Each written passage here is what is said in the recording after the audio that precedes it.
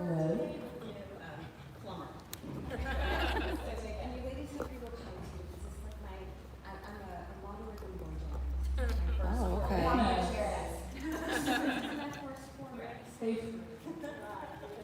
Oh my God, if you've been with Eddie for your first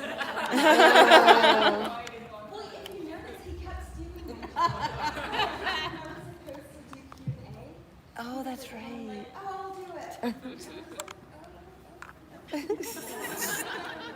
need this microphone? Hello? Yeah. Yeah. This is Yeah. good.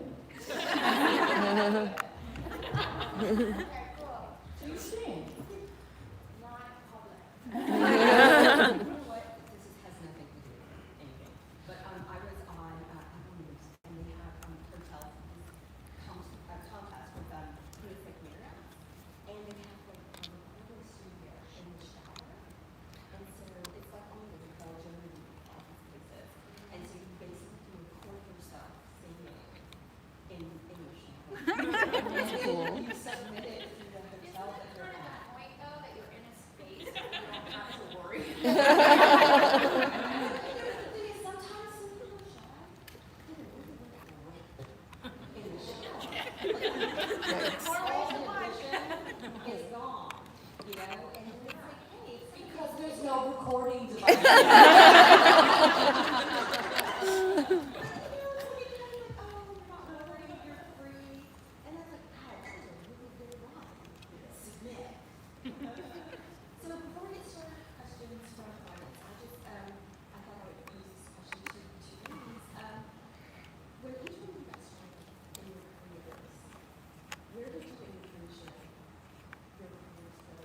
Are you on the path that you want to be on? And where do you see yourself in 50 years? Gracious. That's early. I just wanted to pay my gas bill. No, actually, now we talk about envisioning and manifesting and all these things. I didn't really, I didn't look that far into the future. I didn't have huge amount of self-worth, actually, to be honest, when I was young. I didn't. I went to drama school and I didn't feel so good, and I actually went to a drama school called Drama Centre, and it's known in the business as Trauma Centre. Actually, a really abusive school. I think it's probably changed quite a lot now, but it was quite famous for the abuse of kind of the two kind of people that run the school. It was a method acting school, and we kind of felt like we deserved it, and that's what we needed to do to become a good actor. But it was actually the last thing that I needed personally, as a young woman, and I just kind of left. I used to. Well, I actually still get nervous in auditions, but I used to kind of like fall apart in auditions. I used to kind of, come out in hives and get hot and bothered and shaky, and I was just trying to hold my shit together, totally. So I'm not sure what I really envisioned for myself, but I was just really grateful when I started working. But I think that,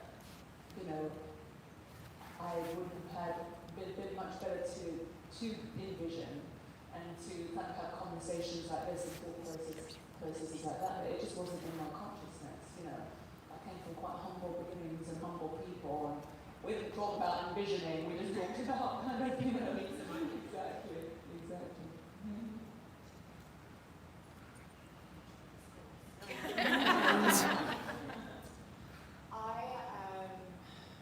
I read Romeo and Juliet when I was 15.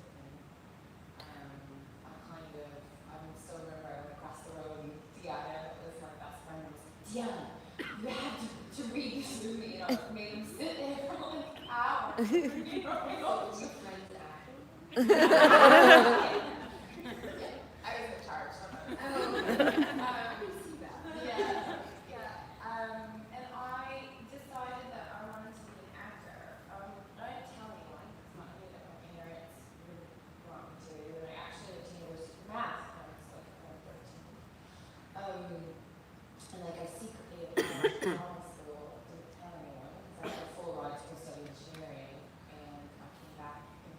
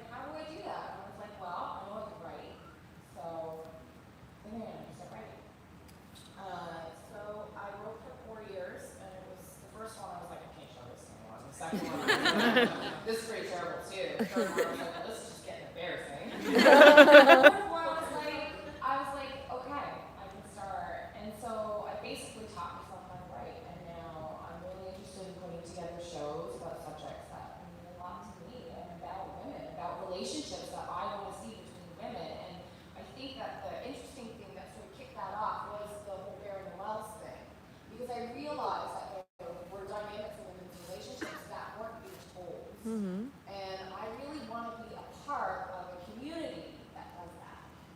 So that's that. That's amazing.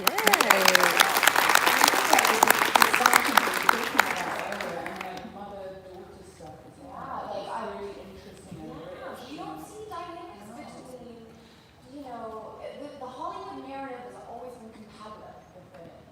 And, you know, we were even talking about the Bering thing yesterday, because Jaime is obviously a very beautiful woman. But the thing that I found attractive about her was how smart she was. Immediately when I started talking to her, I was like, oh my God, this woman is fantastic. But you don't see that relationship portrayed in media. You don't see And actually, I hadn't thought about that, but actually, that was really the first role that I played where it wasn't about the way I looked. It was, you know, I played shows where I was, you know, I was on one show and it was like all men and I was the only woman, and that was my first job out of drama school, and we were actually con artists with Hustle. And that was amazing, and there was so much richness and amazingness in that job, and those men were wonderful. But on the other hand, I was 25 and I was on set, everyone behind the camera was male, all my cast was male, and I was often like, you know, dressed up, you know, I was a con artist like to a year, you know, and I felt very vulnerable. And then Dexter, you know, I'm like a psychopathic, you know, and other than that, you know, I'm going off to castings all the time, and it's always like, I'm like, oh yeah, what is this? And I'm like, oh, she's the girl that steals your boyfriend. She's the girl that your boyfriend's cheating with. She's the bitch. I'm like, oh God, you know, that, first of all, that doesn't embody, that isn't who I am as a person. I can do that, but also, I don't think it wasn't written by a woman. Like that's not a reality. And then I'm playing a stereotype which isn't furthering the cause and is actually kind of chipping away at my psyche as well. So playing Helena was really amazing, and it is interesting that she was, you know, we flipped that. She was actually based on a man, and actually maybe that was what gave the writers the freedom to allow her to be a fully, you know, better, more well-rounded and not so sexualized woman. So, you know, slowly we'll get there. Yeah. But didn't you ladies see Feud, the thing they did about like Jane Hopper? I did. So, my question is, now with social media and TMZ and all that stuff, but like, have you, in your, you know, experiences, do you see the kind of competitiveness? Because they were really catty. I mean, they were horrible to each other. And do you see any kind of that really passionate, vengeful kind of competition on sets now? I think we live in a world where, as women, we're told that we're in competition with one another, and I think that it takes a lot of self-awareness to break that narrative for yourself. Like, for example, I can look at Jamie and be completely threatened by her, right? And feel ashamed that I don't look like her, or I can appreciate her for the human that she is. And I think as women, we're taught to feel ashamed of our bodies and how we look, that we don't fit inside a certain box, that we don't look like a certain ideal. Therefore, we lash out with other women when they are threatening to us. And I think that is a dynamic. And we also talk that there's not enough, you know, there's not enough for us. And so we're pitted against each other. Yeah. And, you know, it sucks. In reality, I think, and especially as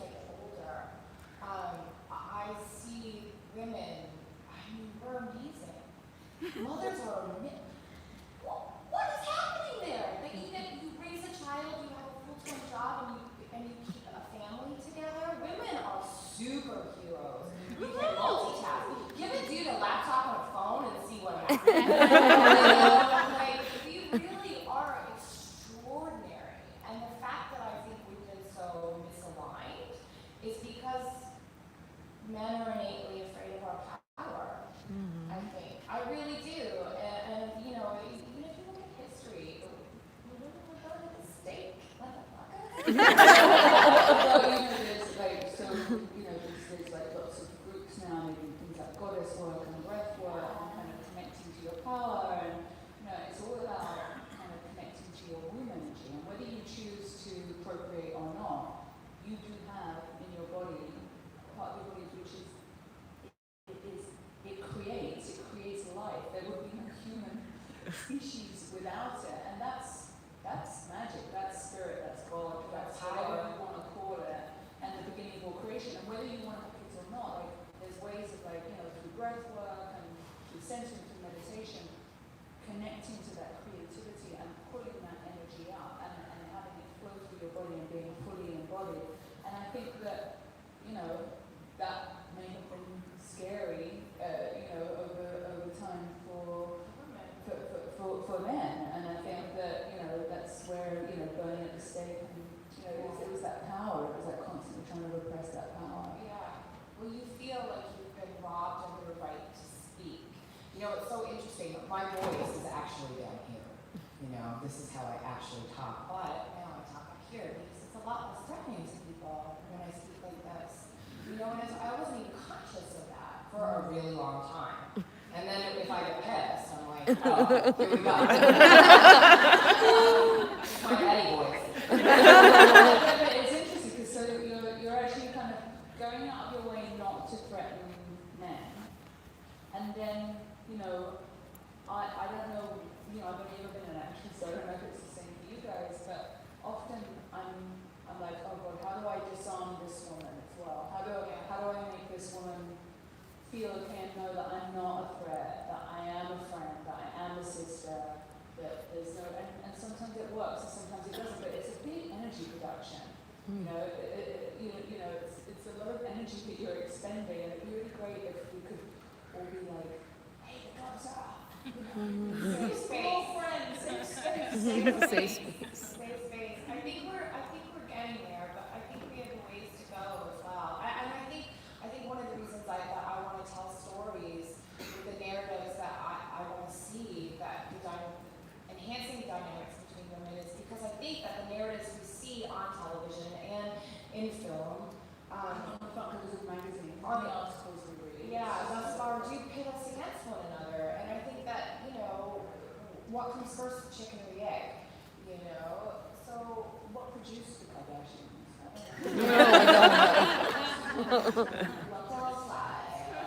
She was in the Oval Office advising Donald Trump. What the fuck?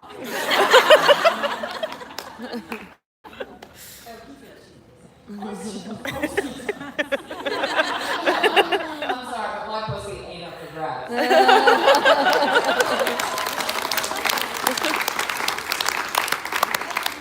we will start taking some questions from the audience. I was kind of worried what it would be like without me.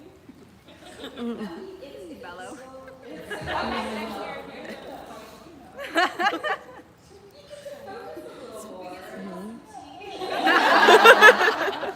Get to do this without any weird jokes.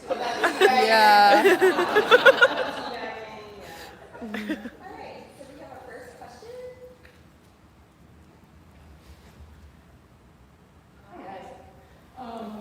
So this actually loops into what you guys were saying about creating community and bringing women together and that kind of thing. I feel like you managed in Warehouse to create a kind of carve out a narrative space that brought together a really strong community of smart women, and I have notes. And a lot of us went all in on that narrative when we should have known better, you know, and we should have known better because ultimately the show said, you know, this is not for you. This was in fact not for you. You know, we went all in on you guys, and the show ultimately said, no, this was about the straight couple. But the community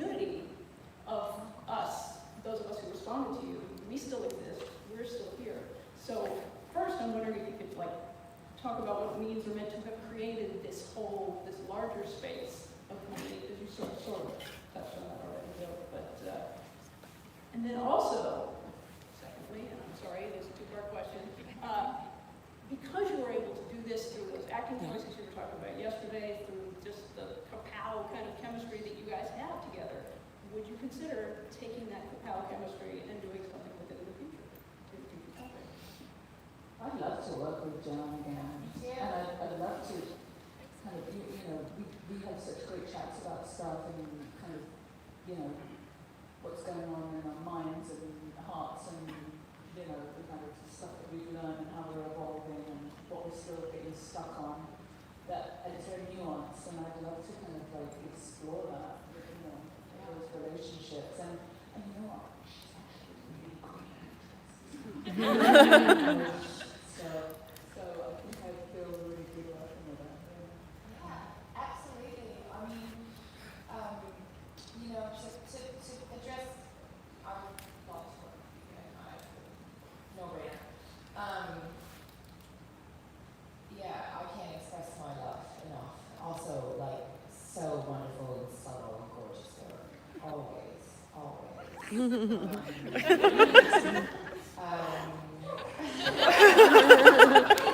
It's really sparkles. But to address the first part of your question about warehouse, or comment, I guess, about warehousing, it's not for you. I never really saw it that way. And it's interesting. Actually, I would like clarification. What do you mean? What wasn't for you? What the relationship that we were creating? Yeah, kind of, because like the last time we Well, we kind of snuck it in there, didn't we? Yeah. Well, see, this is what I'm saying, like, we went all in on that, knowing that it was probably never going to become like manifest as part of the. Well, there was I wish I had maybe lent into it a little bit at some point, but it wasn't, the show was never about relationships, it was about the warehouse. yeah. You know what I mean? And everything sort of, Jack did come to me to honestly, to be fair. He did come to me with a whole freezing my eggs, getting Eddie as a sperm donor scenario. And I watched it. Oh, yeah. Thank you. Yeah.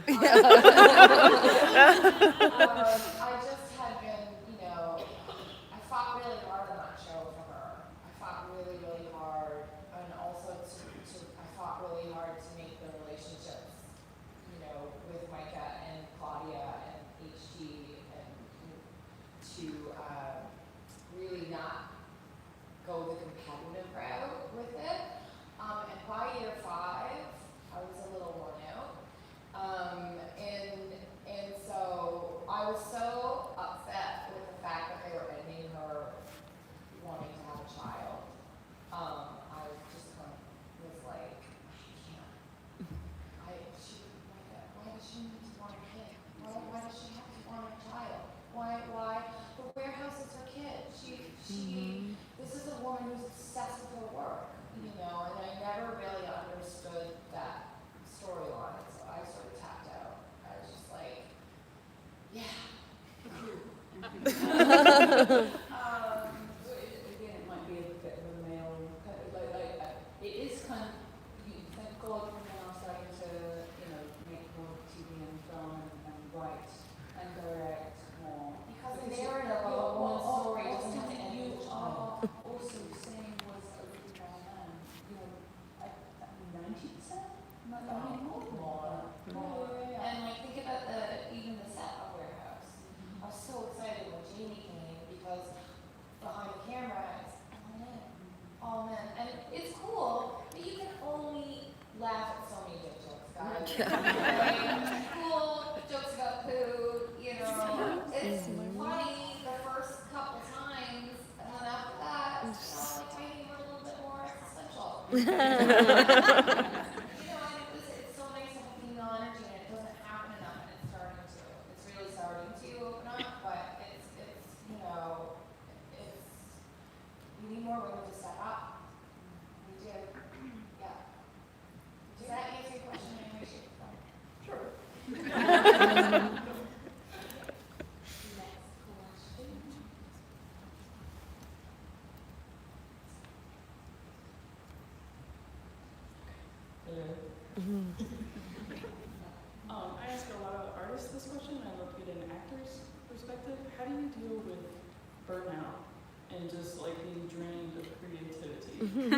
can't like get up from your desk and just take a walk or anything because you're in one set. We were just talking about that. So you're asking all these questions that we were just Like having conversations about, you know, when I renegotiated for Warehouse 13, I had my lawyers talking about periods and stuff. How I fought for it. and they had. They did for years because I was so tired. But that's the thing as well. Like, you know, I said this to you. You're working 17-hour days, and then you start at like you're up at like 4:30, 5:30 on a Monday morning. You're doing 17-hour days, and then it has to be an 11-hour turnaround, right? Unless they break the turnaround. And then so by the time you get to Friday, you're starting at 3 or 4 o'clock in the afternoon, and you're working until like 6 or 7, 8. Till dawn, until maybe it was light. Yeah. And then they start you again at 4 a.m. on Monday. And Especially, like, think about Jaime, who did finance, who had to go into hair and makeup on top of 2.5 that. hours before everybody else. You know. And you know, we do have a monthly cycle which needs to be taken care of. But then also we do really want to be treated equally as well, and we want to be, we are, strong, but it's also different. We're not kind of messing up your whole, hormonal and endocrine system. Men are lucky that they have a cycle of life, not a monthly cycle. But the monthly cycle is amazing as well, but it just doesn't fit very well with 17 hour days. And so both of us had ended up getting quite ill, and then kind of like trying to deal with that on our own, because we don't want people to know that we're unwell until you reach breaking point, and then everyone thinks we're on a crazy fucking bed. Yeah. Like, I've been sitting on this for 6 months. So yeah, it's really hard, and like having boundaries, and I do feel like often, on some of these shows, you're constantly, trying to kind of fight for your rights, fight for the rights of your character, fight for the rights of your health, fight for the rights to sleep, and as women, you often feel really bad about that, because you're asking for things, and we're taught not to ask for things, to appease, to smile, to say thank you, so it can be quite a struggle, and I think that, women actresses have over the years got the reputation of being a little crazy or being difficult, and actually you're not really being difficult. You're not really being difficult, you're just trying to survive, right? Yeah. Yeah, and I think that what we've seen in the past year or 2 years with all of these narratives coming out, this Women Too movement, is how afraid women have been to speak up. That we've literally been robbed of our voice.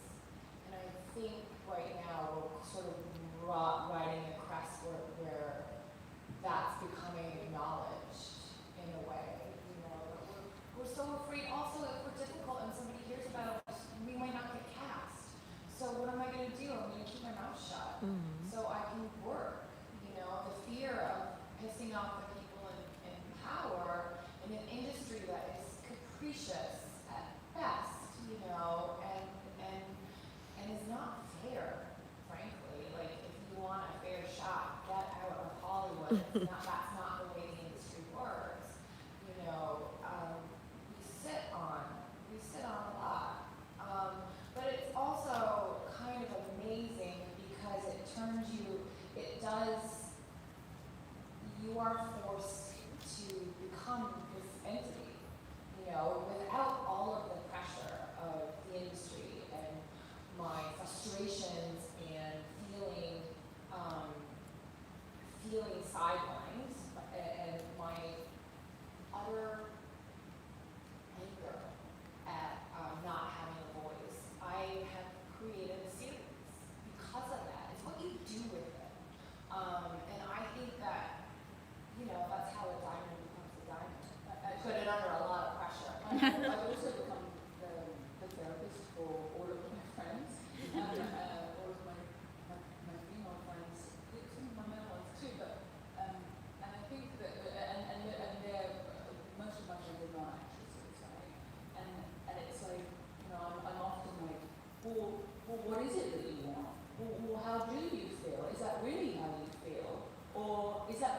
want, or has your wants got so tied up with pleasing others that you actually don't know what you want anymore? Like you need to get clear on that. You need to meditate on that. And I actually think that that's because at such a young age we had to kind of like fight for our rights. And I'm always kind of trying to encourage my sisters, my female friends to actually get in touch with that, because we're not conditioned to be in touch with those feelings, and I think personally that it makes us sick. I think it makes us ill. And so I think that the more we get in touch with our most authentic selves and what we want and what makes us feel good and our instincts, right? A lot of us are really out of touch with our instincts because we want to please and we want to fit in. But actually, that's what makes us sick. Hi, my name is Becca. I'm from Brazil, and my question is for Jaime. I'm a Spontane fan, and I just want to know how was work with the cast, like especially Lana and Jennifer. What was work with the cast of Spontane? Oh, the Once Upon a Time cast. The ones upon a time cast. Oh. The ones upon a time cast. They were amazing. That was a family that been together for Mike. 7 weeks. Was my name? Oh, there it is. They've been together for 7 years, so that was a finely honed machine, and a family, with everything that a family entails. But and I think that after 7 years, everyone's grateful that they had that on. But hello. Oh, no. They're ready to leave. You're good. Am It's I- a small room. Yeah. am I good? Cool, man. And so I think that there was a sense that school was out. School was out. But I love working with them. They're awesome. I think Jen's here today, right? Mhm. Yeah. I'm excited to see her today. I really enjoyed the scenes at the end of the show where I had her in the mental institution. It was really, really good stuff, that was. I don't really have that many scenes with Lana, but she's a big Grateful Dead, she's a Deadhead fan. Wow. And I recently took her to a concert, so we were bonding with that. She's a wild one. Oh yeah, she is. So yeah, I love working with them more. And then the person that I really bonded with actually was Giles Natalie, who played my grandson. I don't know if I say that. It's like big, shocking lad, and he's my grandson in the show. Hot for you, fun. So cute, and I just love him so much. If you ever get a chance to come to a convention where we're both there, he actually reminded me a bit of a young Tony Karen, actually. Yeah, he's wild. So. I'm getting this more hot. Oh, good. They're amazing. Thank you. Amazing.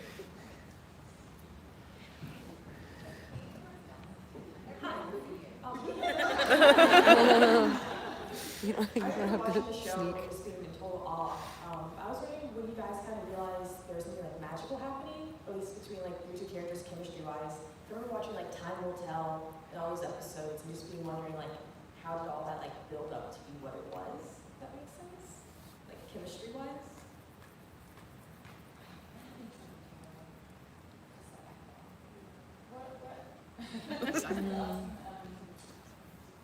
About the chemistry, about how we felt about the chemistry. Yeah, like how we. when did you realize that something magical was happening? Because you guys were able to take over like an entire board of people in like 2 episodes. Like how? Well, it's interesting. I mean, we were just actors working off one another. Yeah. You know what I mean? It was just moment to moment work. But sometimes when you work with actors, everyone has a different technique and a different process. And sometimes, people come in and you're working with people or someone's on the show for a long time and they're just doing their thing. And you're like, okay, now it's my line. And I'm going to do the best that I can. And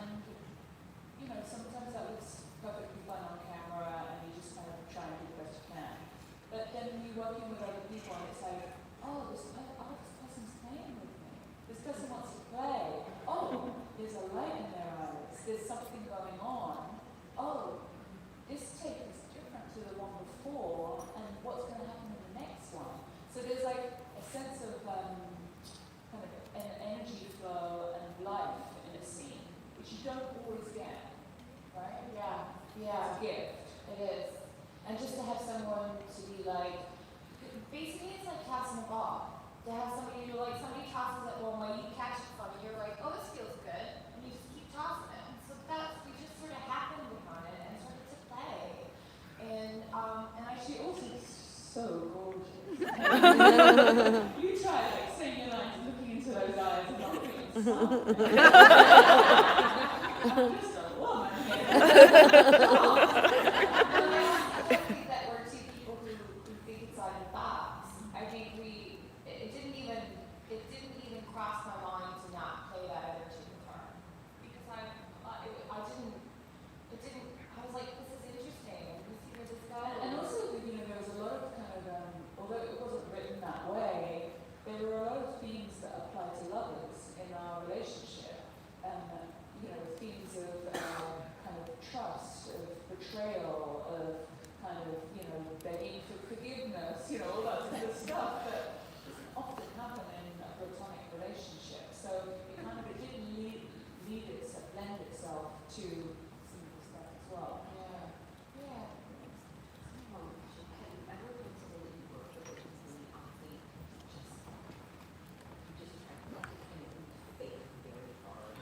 Yes. Taking my tits off.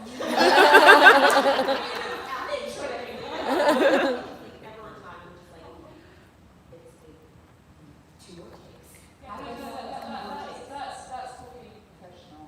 Yeah, that is what being professional is, and that's when you really need to dig into your box and really use your training. And you know, and the playing between, you know, action and cut is a gift. You know, and that's a gift, and that's what you do it for. But sometimes it's kind of painful, and sometimes it's just a job, and that's when you have to kind of really kind of put your game face on it and professional. But yeah.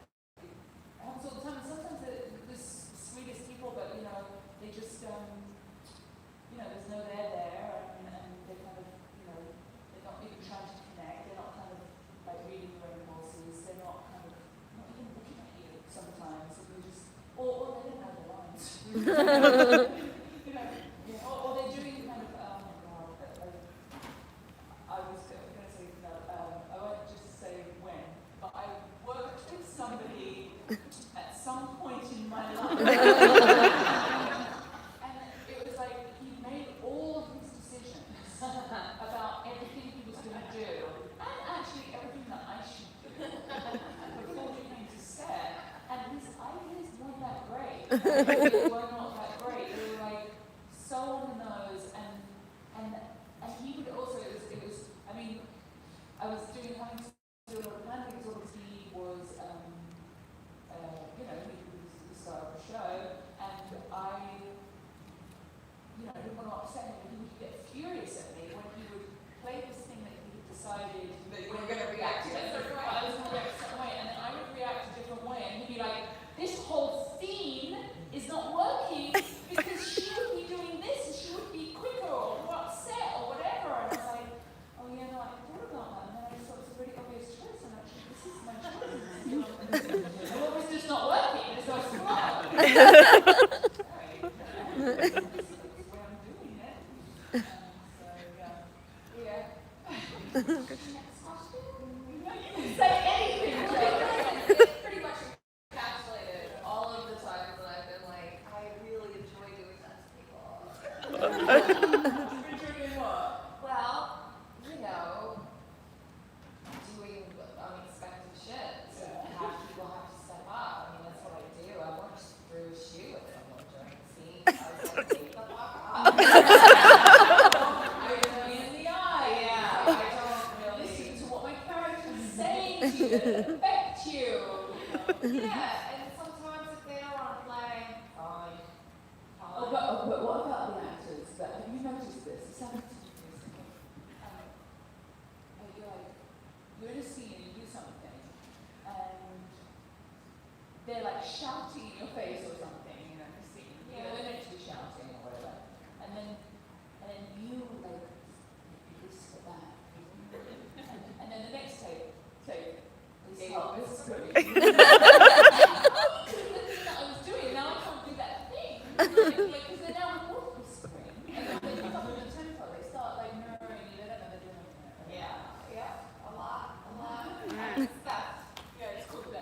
Yeah. I was like, that was my choice. Yeah, but you know, you just have faith that they're smart. Hi. So you've been talking about like how powerful women are and how it can be threatening. On the show, Pete and Steve both kind of have like a power. You know, Pete has his vibes, and Steve can tell when people are lying. So I was wondering if your characters had a power like that, what do you think it would be? Or do you think they did, and yeah, it's just not as explicitly stated? And what is it? She was the smartest person in the room. Always. Yep. My power was a woman. Yeah, and you know, it's interesting in this industry, the way that people will try and, as a woman, as we've been talking about today, when they try and speak up, or I never really learned how to keep my mouth shut. But why should you? I mean, you know, so as I've gotten older, I've sort of realized how to tone it down and to perhaps make it a little bit more palatable and maybe not be as such a sledgehammer. So Lucy Miller, I thought you guys would like this. She gave me the best bit of advice on that. I was actually on set and Spartacus was amazing. Actually, I've forgotten about this. I love working Spartacus. So many reasons. And the language was amazing. The costumes, like, I love Lucy, blah, blah, blah. But one of the things that was hard is because it was quite an ambitious, you know, with you know, what it was doing and how fast it had to move. The director would often have blocked out who got to say. So it was kind of like, you know, and there was this one particular day, and I didn't like it very much, but there was this one particular day that, you know, it was like, you know, here, and as you say this line, you kind of walk over here, and I was like, okay, and no, I can't walk forward on that line because what I'm actually saying is something that is kind of like no, it's not saying, I'm going to step back, but no, we step forward on that line, and we kind of ended up kind of getting into it. And the way it works on that show is you kind of come in when you're half ready, before you're finished, you kind of do the rehearsal, and you go back for, like, to get finished while they did the lighting and everything, and then you come back. And so we kind of got to sing, and I was like, oh, and Lucy came out to me, and she's like, hey, Jaime. It's like, thing is, the best way to do it is, like, just when he tells you what to do, just kind of ignore it and go, oh yeah, that's right. Oh yeah, okay, great. And then when you come back, he'll have forgotten what he said. You can just do what you want to do. He'll think it's his idea. And you'll say to him, that was a great idea. You'll get to do exactly what you want. Like, fucking shit!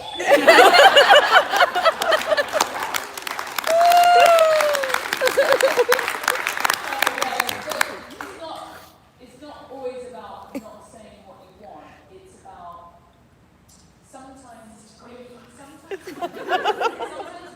also you've got this masculinity where there's men everywhere, and you've kind of got all this kind of like, you know, unresolved issues, probably need some therapy for. And there's a bank of men there. They're like, I can't say anything, I can't say anything. It comes out, and it's actually like, if you fucking take a gig with that face. It's like shining a light like, in a non-aggressive way, assert your power, and actually also kind of know that there's other ways of the way you can, yeah. Oh, seriously. You're a friend of mine.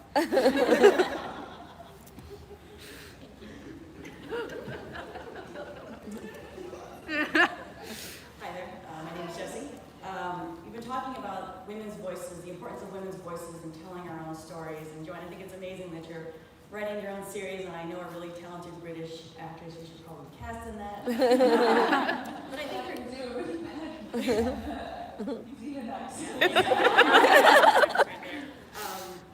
I think we are starting to see a change already. So we are seeing more women now powering shows. I think Shonda Rhimes is an obvious example. Emily Andress in the sci-fi genre. So So, for Joanne, I wonder if there's any women showrunners or writers that you really look to as role models or maybe mentors as you sort of embark on that part of your career. And then for Jaime, are there any showrunners who are women or head writers at least that you would love to work with or cast that you would love to work with on a female-powered show?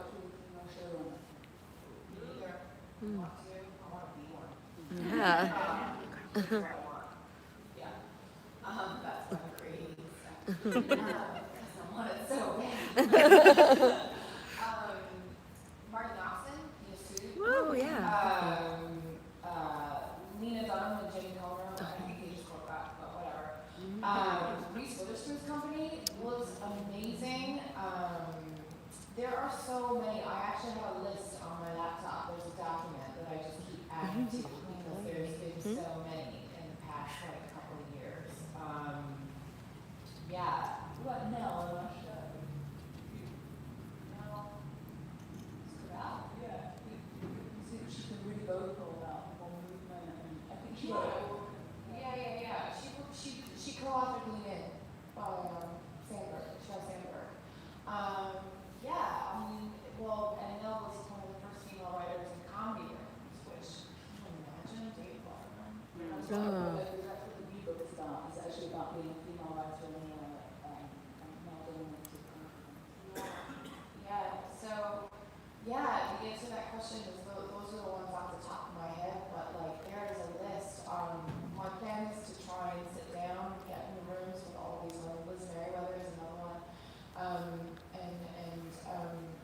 You know, try and find a home for the show that I'm in. You know, one of the relationships is so interesting. I was talking to she's like, well, what kind of female relationships, you know, are you trying to write about? And I said, well, picture this. Two women who sleep with the same men, and instead of getting married to each other, become lovers. Have you ever seen that story? Yeah. No? That seems like an obvious story. Something like that.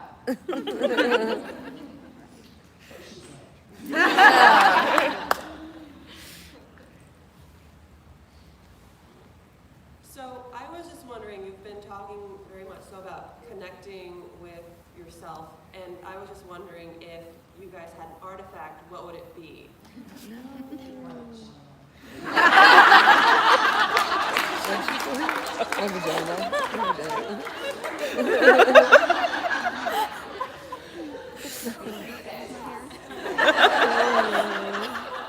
It is magical. A magic garden that can bring you to instant climax.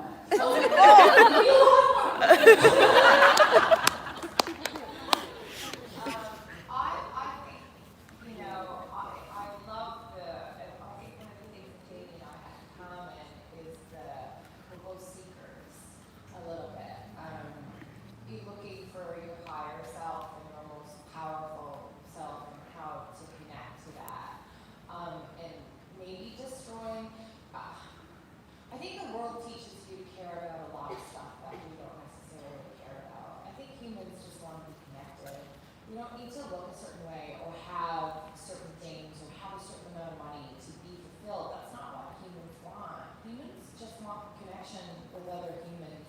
If there was an artifact that could make us all realize that would be pretty exciting. Yeah, all this stuff that we're talking about, whether it's between women and women and men and women, it's all about separation, right? Because if we didn't feel separate, we wouldn't be able to get into these narcissistic tendencies. Feeling separate is what makes us compete with each other, feel threatened by each other, want to kind of, fight each other. And I think that maybe kind of going back to a time before the patriarchy, Before discussing as well. when we were connected to each other, but the only way that we can be connected to each other is by really being connected with nature and Mother Earth. If you look at indigenous cultures, when they were honoring the mountains and the plants and the spirit animals, they were all understanding that we were all part of the same organism. And when you feel like that, you feel connected, you can't be separate, and none of this stuff can really exist.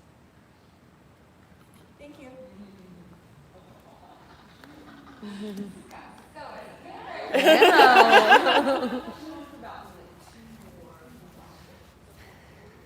there, this is for Joanne, so I'm like kind of scrambling to rephrase because you kind of just mentioned it in regards to show running and stuff. But I was wondering what your overall goals are with the content you've been creating, and then also just like what you're most excited about in regards to making your own stuff now. I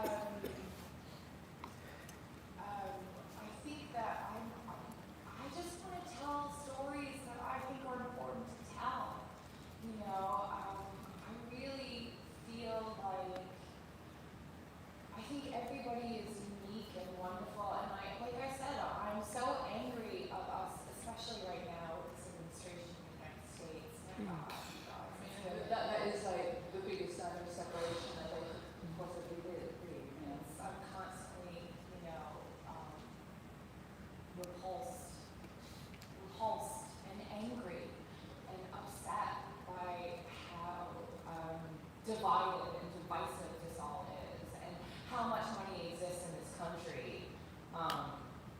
That is, anyway, I can't even go on. But I think the goal is to tell stories, to have narratives that people can learn and attach to, that mean something, that can also entertain. Because I don't think that information and entertainment are mutually exclusive.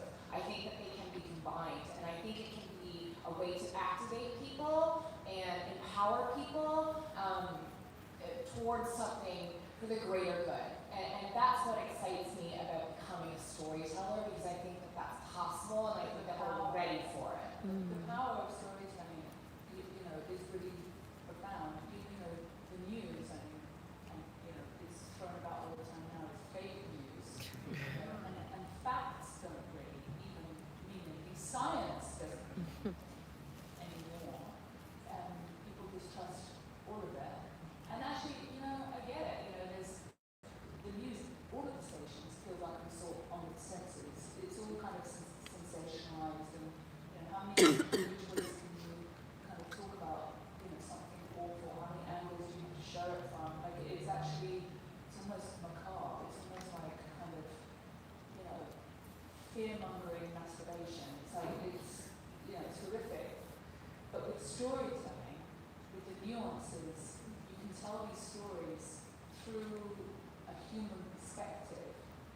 And if people can relate to that, they can kind of like those characters, or you can dislike those characters, depending on what the story you're telling.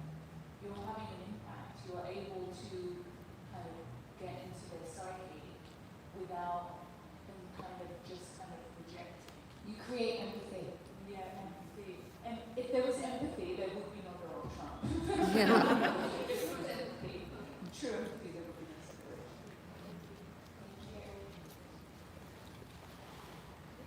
Hi. So I was wondering if either of you want to work with actresses who play women who love women. Like, also Joanne, like I know you're in a lot of indie movies, and I was wondering if you'd like to work with like Molly Parker. I'm not being a writer, but I love her work. It's so ethereal. Yeah. Sorry, I'm having to what? Just like, It's a microphone, we can't really hear you. Yeah. sorry, I'm a bit shaking. It's a safe space. I was wondering if you guys would like to work with other actresses who play like women who love other women, like gay actresses, like gay characters or bi characters, those kind of people. Yeah, Like, listen, I don't consider, I don't look at people as based on sexuality. I don't live in a world that has been binary, but I don't believe in a binary system. I believe in a spectrum, like a rainbow. So, it doesn't pop for me. That's why this relationship was so easy to do, because I don't have a category in my head about people. I think people are people. People are sexually attracted to whoever, and maybe it's because I have that fluidity in myself, or maybe, but I think a good actor is a good actor. It doesn't matter who they're fucking. You know what I mean? That's part of the separation as well, you know what I mean? Like, might be an amazing actress who's never played anything like that before, let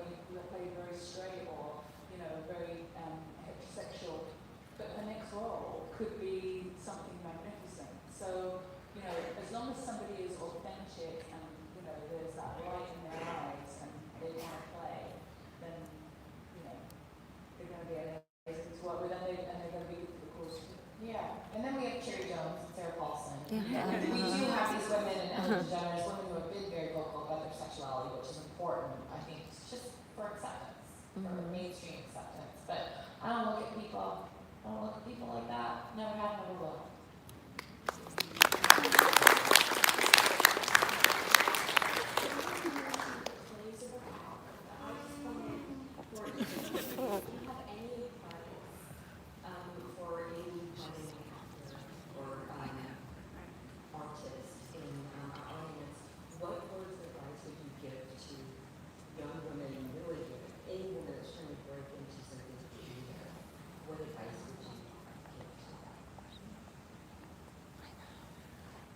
You're immeasurably powerful, and the only person who knows that is you, and the only person who's standing in the way is you. And I think that the older I get, I realize how much we can get in our own way, and if you could do anything else, go do it. Because if you don't have a real passion for it, if there's anything else that people want to do, please go do it, because this industry is not for the faint of heart. I think would be my advice. Well, most other industries, it's like, it's like an X plus Z equals Y situation. You put in this many hours and you put in this much focus and determination, you're going to get, certain results. And this is one of those careers, so we make sure that it really is passion. But yeah, connect to your instinct. I would say psychology is a really great place to look if you want to be an actor or an artist of any kind, to have kind of that layer of depth to your work. Whether you're painting or you're singing, kind of constantly trying to evolve, constantly trying to understand yourself and go deeper and connect with your instinct and your truth. Yeah, and I just want to add one little thing, because I found this very, very helpful in the past couple of years. Be careful what you consume. We live in such a culture where we see all this shit and all. Curate what goes into your mind and into your heart. Be careful. I'm not on social media, that's one of the reasons. Because it's just too, the kind of life that you want. Which side are you going to feed? Which wolf are you going to feed? Yeah. The wolf. Yeah. Feed the heart. Be careful. Well, we just want to thank both of you so very much.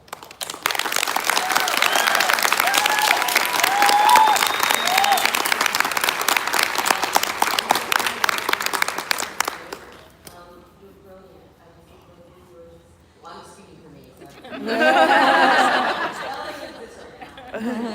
So very captivating, and it's just such a great thing for me and for all the women out here. Just to have such great examples of what it is to be passionate about yourself and moving on, strong heart and soul. And this is really beautiful. So thank you both, Jaime and Joanne, for being here. Congratulations for your First panel. I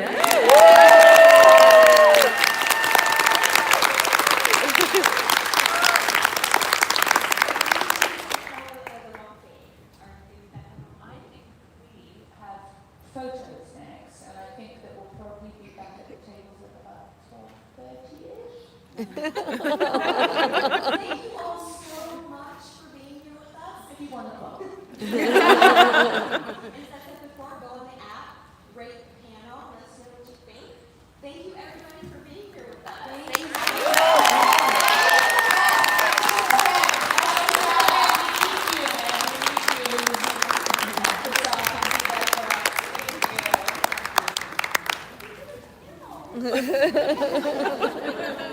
Ladies and gentlemen, please exit through the doors in the back of the room. Again, please exit through the back I'm gonna doors. leave it in my bag. Okay.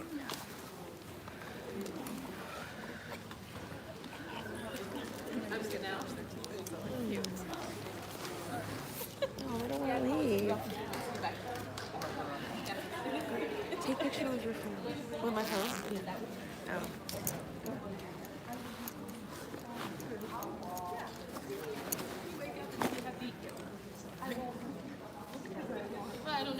Like, I'm honestly checked out this during your time. I don't know. And I won't know honestly until I go to the pickup. That's cute.